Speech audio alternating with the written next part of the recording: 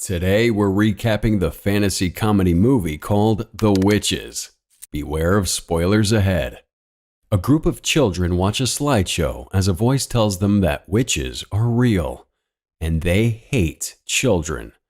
Their whole purpose in life is to find and squash them. Soon it's revealed that this voice belongs to our hero, who begins telling his story. In 1968, an 8-year-old boy tragically loses his mom and dad in a car accident and is sent to live with his grandmother in Demopolis, Alabama. Grandma leads the boy to his mother's childhood room and leaves him to unpack while she makes hot chocolate. But, surrounded by memories of his dead mother, the boy only feels more alone and depressed. His grandma does her best to try and cheer him up and bring him out of his shell. But the boy spends hours mourning his parents, ever refusing to eat or socialize with other children in the neighborhood. Grandma gives the boy a direct heart-to-heart, explaining that, sometimes, God wants to send a lesson to us in ways we don't understand. His mother's death feels unfair, but she interprets it as a sign God had a bigger plan for his mother. Somewhat comforted by the idea that it wasn't all for nothing, the boy eats some cornbread and shows signs of progress. The next day, Grandma brings the boy a pet mouse to keep him comfort. When she asks what he's going to call the mouse, he names her Daisy. Over the next few days, the boy comes out of his shell as he plays with and takes care of Daisy, teaching the mouse some new tricks. Eventually, he's back to his old self, dancing with Grandma and having a good time. But outside, a strange woman watches. Out of nowhere, Grandma suddenly comes down with a violent cough. The next day, the boy and his grandma go to the market. The boy asks Grandma if he can buy some nails to build Daisy a house, but she insists that he gets the more expensive but safer nails.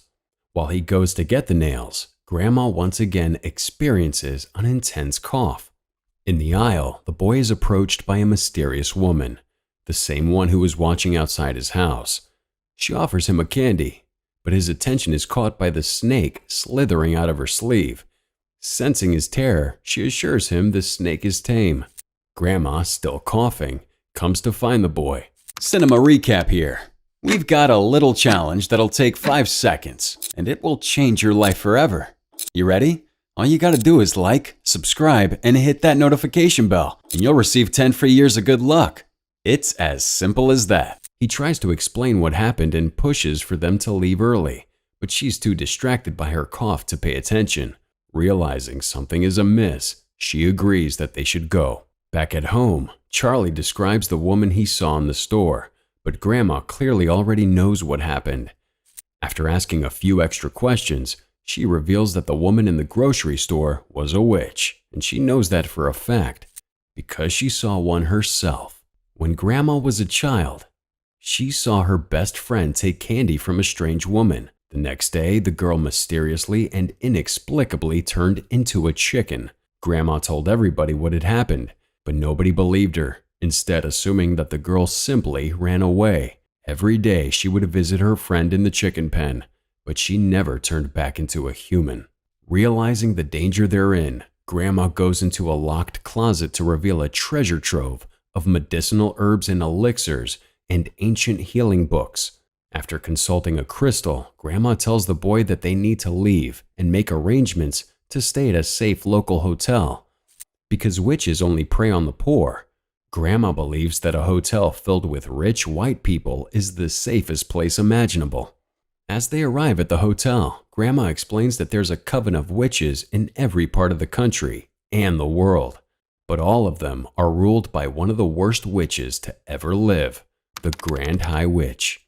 As Grandma checks in, the boy waves at a young boy who's clearly mistreated and unappreciated by his mother. Suddenly, Grandma suffers another coughing fit as the hotel manager, Mr. Stringer, introduces himself. As they disappear into the elevator, a large group of witches arrive, led by the Grand High Witch herself. Mr. Stringer welcomes them to the hotel, but after seeing her cat, Hades, informs them that pets are not allowed. The Grand High Witch questions what would happen if a mouse had somehow gotten into the hotel. Mr. Stringer explains that he would call the exterminator and get them wiped out. something that pleases the Grand High Witch and her coven. That night, Grandma suffers another aggressive cough. She claims that the cough is caused by witches and explains that witches aren't women at all.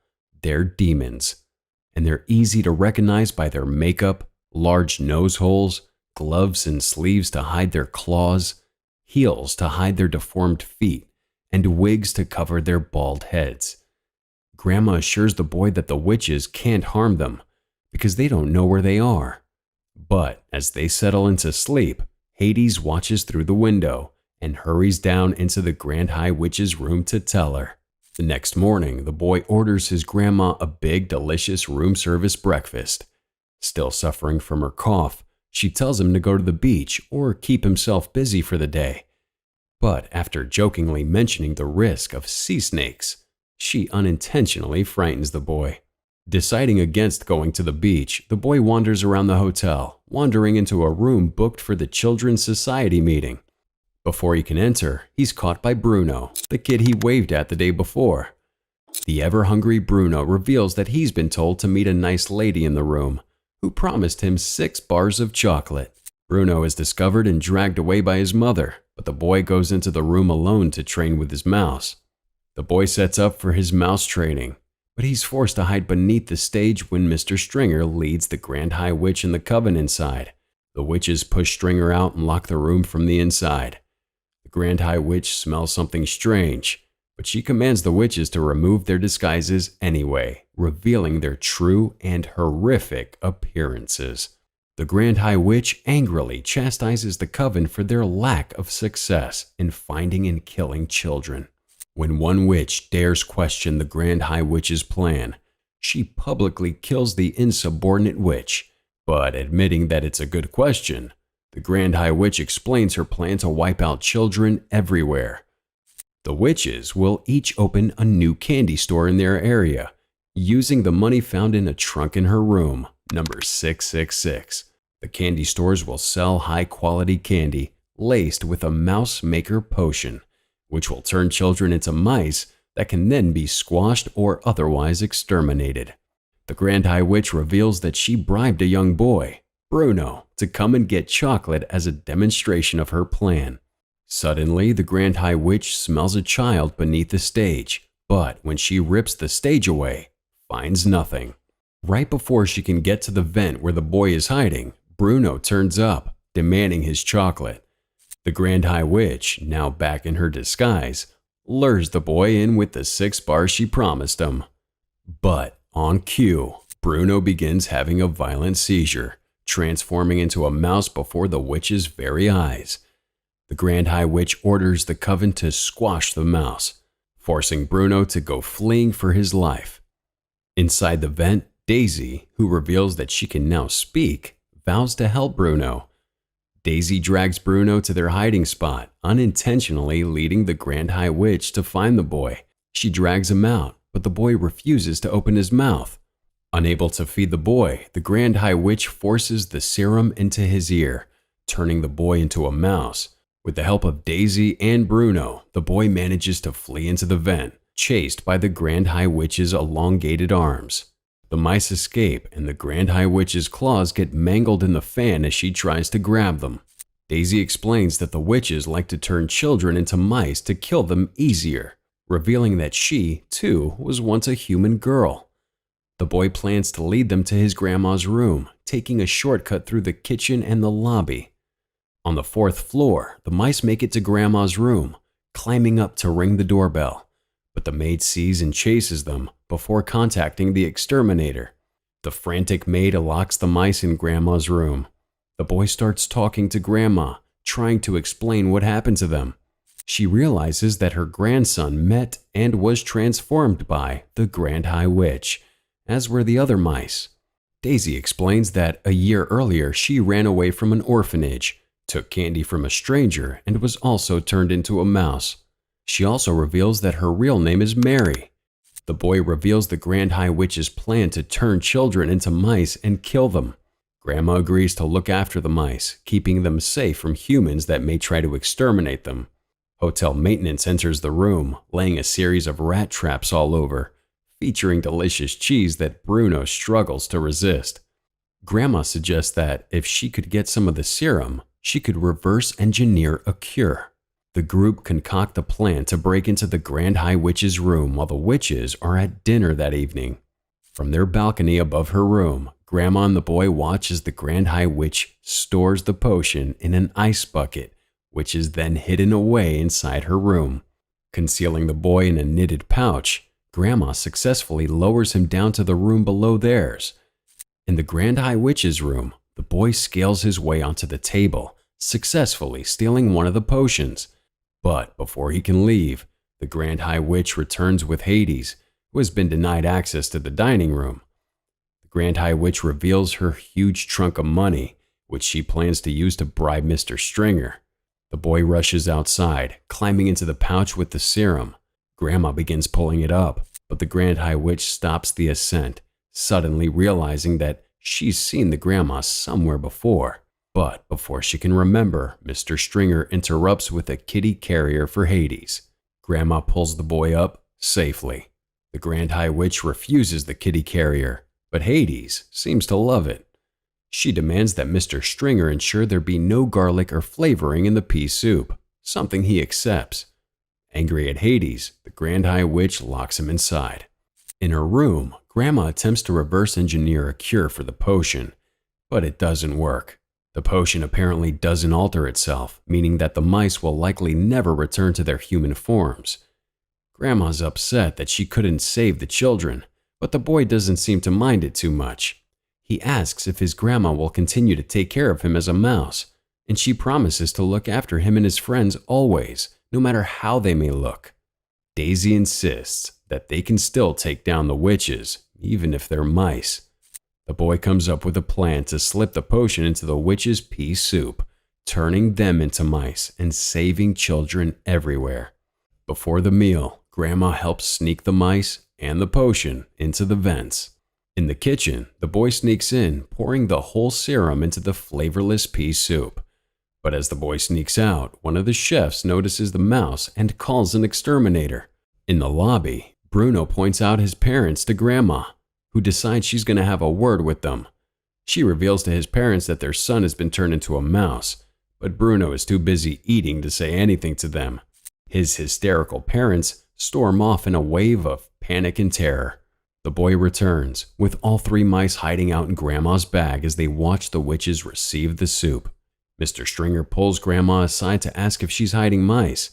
She denies the claims, turning the table on him by publicly revealing the rat traps all over the hotel. Hoping to maintain the hotel's pristine image, Mr. Stringer grants her access to the finest table in the restaurant.